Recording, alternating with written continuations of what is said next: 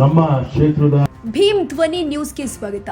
ಚಾಮರಾಜನಗರ ಜಿಲ್ಲೆಯ ಯಳಂದೂರು ತಾಲೂಕಿನ ಬಿಳಿಗಿರಿ ರಂಗನ ಬೆಟ್ಟದಲ್ಲಿ ಗಂಗಾಧರೇಶ್ವರ ಸ್ವಾಮಿ ದೇವಸ್ಥಾನದಿಂದ ಕೆಗುಡಿವರೆಗೆ ಭಾರತ ರಾಷ್ಟ್ರೀಯ ಹೆದ್ದಾರಿ ಪ್ರಾಧಿಕಾರದ ಸಿಆರ್ಎಫ್ ಅನುದಾನದ ಅಡಿ 6 ಕೋಟಿ ರಸ್ತೆ ಕಾಮಗಾರಿಗೆ ಶಾಸಕ ಎಆರ್ ಕೃಷ್ಣಮೂರ್ತಿ ಅವರ ಅಧ್ಯಕ್ಷತೆಯಲ್ಲಿ ಚಾಮರಾಜನಗರ ಸಂಸದರು ಆದ ಸುನಿಲ್ ಬೋಸ್ ರವರು ಭೂಮಿ ಪೂಜೆ ಮಾಡಿದರು.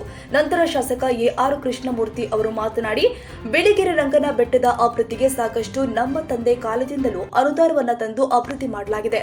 ಅವರ ಹಾದಿಯಲ್ಲಿ ನಾನು ಕೂಡ ಅಭಿವೃದ್ಧಿ ಕಾರ್ಯ ಮಾಡುತ್ತೀನಿ ಎಂದಿದ್ದಾರೆ. ಸಂಸದರು ಆದ ಸುನಿಲ್ ಬೋಸ್ ರವರು ಮಾತನಾಡಿ, ಇದೇ ಪ್ರಥಮ ಬಾರಿಗೆ ಗುದ್ದಲಿ ಪೂಜೆ ನೆರವೇರಿಸಿದ್ದೇನೆ. ನಮ್ಮ ಕುಟುಂಬದೊಡನೆ ನಾವು ಚಿಕ್ಕ ವಯಸ್ಸಲ್ಲಿ ಭೇಟಿ ಮಾಡಿ ದೇವರ ಆಶೀರ್ವಾದ ಪಡೆದ ನೆನಪುಗಳು ಖುಷಿ ನೀಡಿದೆ. ಪರಂಪರೆಯಿಂದ ನಡೆದು ಬಂದಿರುವ ಆಹಾರ ಪದ್ಧತಿ ನಿಂತು ಹೋಗಿದೆ. ಅದನ್ನ ಪ್ರಾರಂಭ ಮಾಡಲು ಸಭೆ ಕರೆಯಲಾಗುತ್ತೆ. ಈ ದಿನ ನಂಜನಗೂಡಿನಿಂದ ಬಿ ಹಿಲ್ಸ್ ರಸ್ತೆ, SH 80 ರಸ್ತೆಗೆ 15 ಕಿಲೋಮೀಟರ್ ರಸ್ತೆ ನಿರ್ಮಾಣಕ್ಕೆ 6 ಕೋಟಿ ಅನುದಾನ ಕೊಡಲಾಗಿದೆ. ಸಿದ್ದು ನಿವಾಸ್ ಯೋಜನೆಯಲ್ಲಿ 3,000 ಮನೆಯನ್ನ ಜಿಲ್ಲೆಗೆ ಕೊಡುವುದಾಗಿ ಮುಖ್ಯಮಂತ್ರಿ ಸಿದ್ದರಾಮಯ್ಯ ಅವರು ಭರವಸೆ ಕೊಟ್ಟಿದ್ದಾರೆ. ಇನ್ನು ಮುಂದಿನ ದಿನದಲ್ಲಿ ಮೂಲ ನಿವಾಸಿಗಳು ಆಗಿರುವಂತಹ ಗಿರಿಜನರಿಗೆ ಅನುಕೂಲ ಮಾಡಿಕೊಡ್ತೀನಿ ಎಂದು ಹೇಳಿಕೆ ಕೊಟ್ಟಿದ್ದಾರೆ. ಕಾರ್ಯಕ್ರಮದಲ್ಲಿ ಜಿಲ್ಲಾ ಗ್ಯಾರಂಟಿ ಯೋಜನೆಗಳ ಜಿಲ್ಲಾಧ್ಯಕ್ಷರು ಹಾಗೂ ಯಳಂದೂರು ಬ್ಲಾಕ್ ಕಾಂಗ್ರೆಸ್ ಅಧ್ಯಕ್ಷರು ಹೊಂಗನೂರು ಚಂದ್ರು, ಜಿಲ್ಲಾ ಪಂಚಾಯಿತಿ ಮಾಜಿ ಉಪಾಧ್ಯಕ್ಷರು ಯೋಗೇಶ್, ದೇವಸ್ಥಾನದ ಧರ್ಮದರ್ಶಿಗಳು ಶ್ರೀನಿವಾಸ, ಗುತ್ತಿಗೆದಾರ ಓಲೆ ಮಹದೇವ್, ಗ್ರಾಮ ಪಂಚಾಯಿತಿ ಅಧ್ಯಕ್ಷರು ಸಿಡಿ ಮಹದೇವ, ಮುಖಂಡರು ಕೇತಮ್ಮ, ಕಂದಹಳ್ಳಿ ನಂಜುಂಡಸ್ವಾಮಿ, ದುಗಹಟ್ಟಿ ಮಾದೇಶ್, ರಾಘು, ಬೆಟ್ಟ ವೆಂಕಟೇಶ, ಜಯಣ್ಣ, ಶಿವರಾಜು, ಯೂತ್ ಕಾಂಗ್ರೆಸ್ ಜಿಲ್ಲಾಧ್ಯಕ್ಷರು ಯೋಗೇಂದ್ರ, ಮದ್ದೂರು ಶಿವಪ್ರಸಾದ್, ಶಿವರಾಜು, ಗಣಿಗನೂರು ವಿಶ್ವ, ಬಳೆಪೇಟೆ ರವಿ, ಮಲ್ಲು, ಈರಣ್ಣ ಪಕ್ಷದ ಕಾರ್ಯಕರ್ತರು ಹಾಗೂ ಸಾರ್ವಜನಿಕರು ಹೆಚ್ಚಿನ ಸಂಖ್ಯೆಯಲ್ಲಿ ಹಾಜರಿದ್ದರು. ಪುನೀತ್ ಹೊನ್ನೂರು ಸ್ವಾಮಿ ಮತ್ತು ಗಂಗಾಧರ ಸ್ವಾಮಿ ಅವರ ದರ್ಶನವನ್ನು ಪಡೆದು ಇವತ್ತು ಈ ಒಂದು ಕಾಮಗಾರಿಗೆ ಚಾಲನೆಯನ್ನು ಕೊಡ್ತಾ ಇದ್ದಾರೆ. ಪ್ರಥಮ ದರ್ಜೆ ಗುತ್ತಿಗೆದಾರರಂತ ಓಲೆ ಮಹದೇವರು ಈ ಗುತ್ತಿಗೆಯನ್ನು ಪಡೆದಿದ್ದಾರೆ. ಅವರು ಬಹಳ ದೈವ ಭಕ್ತರು. ಈ ರಸ್ತೆ ಬಹಳ ಅತ್ಯುತ್ತಮವಾಗಿ ಮಾಡ್ತಾರೆ ಅಂತ ನಂಬಿಕೆ, ವಿಶ್ವಾಸ ನನಗೆ.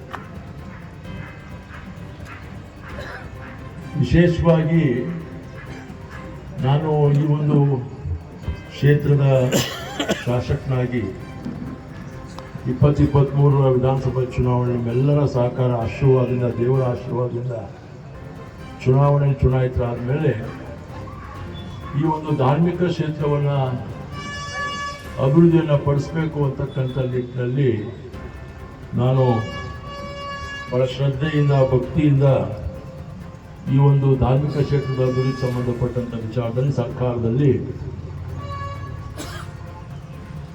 ಅನುಮೋದನೆ ಪಡೆದು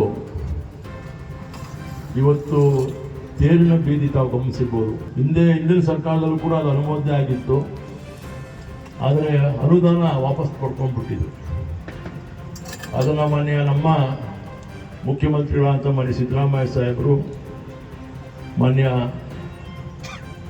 ಪ್ರವಾಸೋದ್ಯಮ ಸಚಿವರಾದ HK ಪಾಟೀಲ್ ಸಾಹೇಬರಲ್ಲಿ ಮಾತನಾಡಿ ಅದನ್ನು ಪುನರ್ ಮಂಜೂರಾತಿ ಮಾಡಿಸಿ ಸುಮಾರು 4 ಕೋಟಿ ಅನುದಾನವನ್ನು ಬಿಡುಗಡೆ ಮಾಡಿಸಿ ಈಗಾಗಲೇ ತೇರು ಬೀದಿ ಕಾಂಕ್ರೀಟೀಕರಣ ಆಗಿರ್ತಕ್ಕಂಥ ತಾವು ಕಾಣ್ತೀವಿ. ಜೊತೆಯಲ್ಲಿ ತೇರು ಬೀದಿಯಿಂದ ದೇವಸ್ಥಾನದ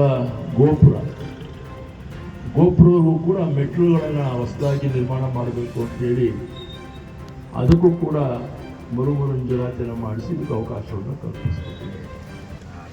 ನಾನು ಸಂಸತ್ ಜೊತೆ ಬರ್ತಾ ಮಾತನಾಡ್ಕೊಬಂದೆ. ಅವ್ರ ಶ್ರೀಮತಿಯವರು ಕೂಡ ಈ ಒಂದು ಇಲ್ಲಿ ಇಲಾಖೆಯಲ್ಲಿ ಅಧಿಕಾರಿಗಳಾಗಿ ಇಲ್ಲಿ ಭೇಟಿ ಕೊಟ್ಟು ಇಲ್ಲೇನೇನೋ ಅಭಿವೃದ್ಧಿಯನ್ನು ಮಾಡಿಸ್ಬೋದು ಅಂತಕ್ಕಂಥದ್ದನ್ನು ಒಂದು ಮಾಸ್ಟರ್ ಪ್ಲ್ಯಾನನ್ನು ಕೂಡ ಮಾಡಿಸ್ಲಿಕ್ಕೆ ಅವರು ನಿರ್ದೇಶನವನ್ನು ನೀಡುವುದು. ಪ್ರತಿ ವರ್ಷ ಇಲ್ಲಿ ಬಂದು ಪೂಜೆ ಮಾಡಿ ಪ್ರಸಾದವನ್ನು ಸ್ವೀಕಾರ ಮಾಡಿ ಹೋಗ್ತಿದ್ದಂಥದ್ದು. ಚಿಕ್ಕ ವಯಸ್ಸಿಂದ ನಮ್ಮ ತಾತಿರೆಲ್ಲ ಕರ್ಕೊಂಡು ಬರ್ತಿದ್ದಂಥದ್ದು. ಆದರೆ ಇತ್ತೀಚೆಗೆ ನೋಡಿ, ನಮ್ಮ ಎಲ್ಲೆಲ್ಲಿ ಈ ಹಿಂದುಳಿದ ವರ್ಗದವರು, ದಲಿತರು ಯಾರ್ಯಾರು ಇದ್ದೀರಿ, ಬ್ಯಾಕ್ವರ್ಡ್ಗಳು ಯಾರ್ಯಾರು ಇದ್ದೀರಿ, ಅವ್ರು ಯಾವ ದೇವರಿಗೆ ಹೆಚ್ಚು ಹೋಗುತ್ತಾರೆ. ಆ್ಯಕ್ಚುಲಿ ನಮ್ಮ ಸಂವಿಧಾನದಲ್ಲಿ ನಮಗೆ ಕೊಟ್ಟಿರೋಂಥ ಆಹಾರ ಪದ್ಧತಿ ನಮ್ಮ ಹಕ್ಕು ಅಂತ ಕೊಟ್ಟಿದ್ರು ಕೂಡ ಒಂದು ಕಾನೂನು ನೆಪ ಒಡ್ಡಿ ಇಲ್ಲಿ ಧಾರ್ಮಿಕದ ಈ ಚಿಕ್ಕಲ್ಲೂರು ಜಾತ್ರೆ ಆಗ್ಬೋದು, ಇಲ್ಲ ಆಗ್ಬೋದು, ಜಿಲ್ಲಾಡಳಿತ ಬಂದ್ ಮಾಡಿದೆ. ಯಾಕೆ ಪರಂಪರೆಯನ್ನು ನಿಲ್ಲಿಸಿರುವಂಥದ್ದು. ಯಾಕಂದರೆ ನಮ್ಮ ಭಾವನೆಗಳು, ನಮ್ಮ ಧಾರ್ಮಿಕ ಆಚರಣೆಗಳು ಪ್ರತಿಯೊಬ್ಬ ಧರ್ಮಗಳಿಗೆ, ಪ್ರತಿಯೊಂದು ಜಾತಿಗೆ ಬೇರೆ ಬೇರೆ ಇದ್ರೂ ಕೂಡ ಇದನ್ನು ನಾವು, ಆದರೆ ಈ ಸಲ ಚಿಕ್ಕಲ್ಲೂರಲ್ಲಿ ಅಚ್ಚುಕಟ್ಟಾಗಿ ನಮ್ಮ ಶಾಸಕರು ಎಲ್ಲ ಕರೆದು ಎಲ್ಲ ಅಧಿಕಾರಿಗಳು ಯಾರು ತೊಂದರೆ ಆದ ರೀತಿಯಲ್ಲಿ ನೆರವೇರಿಸ್ಕೊಟ್ಟಿದ್ದಾರೆ. ಮುಂದಿನ ದಿನಗಳಲ್ಲಿ ಕೂತು ಎಲ್ಲರೂ ಸೇರಿ ಇದಕ್ಕೊಂದು ತೀರ್ಮಾನ ಮಾಡಬೇಕಾದ್ರೆ ಇದು ಯಾಕೆಂದರೆ ಅದನ್ನು ಕೂತು ಚರ್ಚೆನ ಮಾಡುವಂಥ ಒಂದು ಕೆಲಸ ಆಗಬೇಕು ಅಂತ ನಾನು ನಮ್ಮ ಶಾಸಕರಲ್ಲಿ ಮತ್ತು ಉಸ್ತುವಾರಿ ಸಚಿವರು ಮತ್ತು ಎಲ್ಲರೂ ಸೇರಿ ನಮ್ಮ ಜಿಲ್ಲೆ ಎಲ್ಲ ಸೇರಿ ಮಾಡಬೇಕಾಗುತ್ತೆ.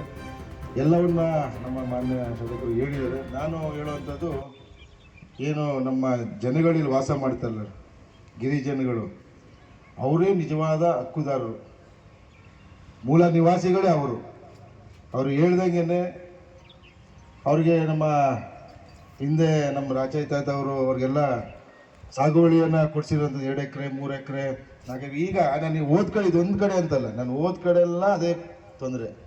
ಸಾಗುವಳಿ ಚೀಟಿ ಕೊಟ್ಟಿದ್ದಾರೆ, ಅದು ವ್ಯವಸಾಯ ಮಾಡೋಕ್ಕೆ ಬಿಡ್ತಾ ಇಲ್ಲ. ಬರ್ತಾರೆ, ಇದು ನಮ್ಮ ಜಮೀನು ಅಂತಾರೆ, ಪೊಲೀಸ್ಗೆ ಮಾಡೋಕ್ಕೆ ಬಿಡಬೇಡಿ ಅಂತ ಹೇಳ್ತಾರೆ. ಇನ್ನೊಂದು ಮಾನ್ಯ ನಮ್ಮ ನಾಯಕರಾದಂಥ ಸಿದ್ದರಾಮಯ್ಯ ಸಾಹೇಬರು ಉನ್ನತ ಮಟ್ಟದ ಅಧಿಕಾರಿಗಳನ್ನ ಸಭೆಯನ್ನು ಮಾಡಿ, ಅರಣ್ಯ ಇಲಾಖೆ ಅಧಿಕಾರಿಗಳ ಸಭೆಯನ್ನು ಮಾಡಿ ಅವ್ರಿಗೆ ಮೂಲಭೂತ ಸೌಕರ್ಯಗಳನ್ನ ಕೊಡಲೇಬೇಕು, ನೀವು ಯಾವುದೇ ರೀತಿ ತೊಂದರೆಯನ್ನು ಕೊಡಬಾರ್ದು ಅಂತ ಕೂಡ ನಿರ್ದೇಶನ ಕೊಟ್ಟಿದ್ರು ಕೂಡ ಅವ್ರಿಗೆ ಕುಡಿಯುವ ನೀರನ್ನು ನೋಡಿ, ಅಂಗನವಾಡಿ ಶಾಂಕ್ಷನ್ ಆದರೂ ಕೂಡ ಪರ್ಮನೆಂಟ್ ಸ್ಟ್ರಕ್ಚರ್ ಮಾಡಬೇಡಿ ಅಂತ ಹೇಳ್ತಾರೆ. ಯಾವುದೇ ಒಂದು ಶಾಲೆ, ಆಸ್ಪತ್ರೆ ಅವ್ರಿಗೆ ಮೂಲಭೂತ ಹಕ್ಕು. ಅವರು ಈ ದೇಶದ ನಾಗರಿಕರು, ಅವರು ಈ ನಮ್ಮ ಜೊತೆ ಒಡನಾಟ ಇಟ್ಕೊಂಡಿರುವಂಥವ್ರು, ಅವ್ರಿಗೂ ಸಂವಿಧಾನದಲ್ಲಿ ಅವರು ಕೂಡ ಅವ್ರ ಹಕ್ಕನ್ನು ಕೊಟ್ಟಿದ್ರು ಕೂಡ ಎಲ್ಲೋ ಕಡೆ ಒಂದು ಕಸಿಯುವಂಥ ಕೆಲಸ ನಡೀತದೆ ಅಂತ ನನ್ನ ಭಾವನೆ.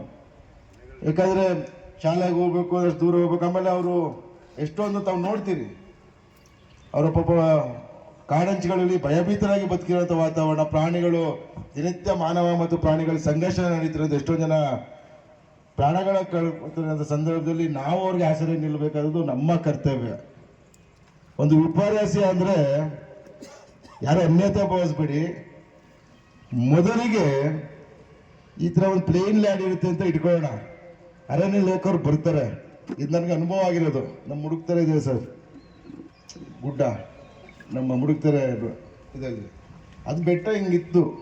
ಅಲ್ಲಿರೋ ರೇಂಜರ್ ಆಫೀಸ್ ಬಂದರು, ಸರ್ ಇದು ಗಿಡ ನೆಟ್ಟಿ ಸರ್ ತುಂಬ ಚೆನ್ನಾಗಿ ಕಾಣುತ್ತೆ ಅಂತ. ನಮ್ಮ ತಂದೆಯವರು 2008 ಸರ್, ಆಯ್ತು ನೆಟ್ಕೊಳ್ಳಿ ಹೋಗ್ಲಿ ಅಂತ. ಅದಿಷ್ಟುದ್ದ ಬೆಳೀತು, ತಾವು ಫಾರೆಸ್ಟ್ ಏರಿಯಾ ಅಂತ ಮಾಡ್ಬಿಟ್ರೋದು. ಈಗ ರೋಡ್ ಮಾಡೋಕ್ಕೆ ಬಿಡ್ತಾ ಇಲ್ಲ. ನಾವೇ ಸುಮ್ಮನೆ ಗಿಡ ಚೆನ್ನಾಗಿ ಕಾಣುತ್ತೆ ಅಂತ ಹೇಳ್ಬಿಟ್ಟು ಸರ್, ಅಲ್ಲಿ ಒಂದು ಮಾರಮ್ಮನ ದೇವಸ್ಥಾನ ಇದೆ, ಅದು ಬಹಳ ಫೇಮಸ್ ಬೆಟ್ಟಳ್ಳಿ. ಅಲ್ಲಿ ರೋಡ್ ಬೇಕು ಸರ್, ರೋಡ್ ಮಾಡಕ್ಕೆ ಸರ್ ಇದು ಫಾರೆಸ್ಟ್ ಪರ್ಮಿಷನ್ ಕೊಡಲ್ಲ ಅಂತಾರೆ. ಅದೇ ಉದಾಹರಣೆಗೆ ಹೇಳೋವಂಥದ್ದು, ನಾನು ಹೇಳೋವಂಥದ್ದು ಅದು ತೊಂದರೆಯನ್ನು ಕೊಡಬೇಡಿ. ಅವರು ಇರುವಂಥವ್ರು, ಅವರು ಮೂಲ ನಿವಾಸಿಗಳು, ನಾವು ಅವ್ರ